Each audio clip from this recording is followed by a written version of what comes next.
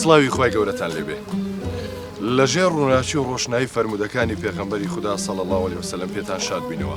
چ بۆ ڕۆستەم؟ کورە برام دەستنێژەکەم شکا.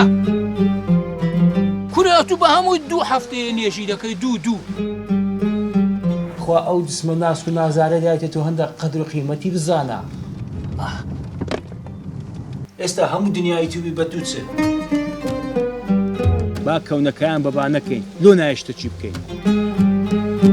ئەمن هاتیمە تۆبەی بکە دەرێن بە حەیاتیەت و خوارێت خۆش نابی. ئەو برنج و قەیسیەی جەژنی ڕەمەزانێ بخۆی. دەوس ئەی هاوانەش پێدەچی حەز لە ئیشێ نەمابی بڕۆ خواحافیزت بێ. کە گوتیان دەست لە ژنەکەت کرد و تەلاقتدایە. خی گەورە خۆی فەرمیێتی من لەگەڵتم ئین الله مع الصابرین. کاکەمت چ لە خەڵکی گوندی بکەم بابە وەڵڵاه بوختانم پێ دەکەن. ڕووناچی فەرموودە ڕۆژانە کاتژمێر 5 ئێوارە دووبارەکردنەوەی لە ڕۆژ کاتژمێر 7.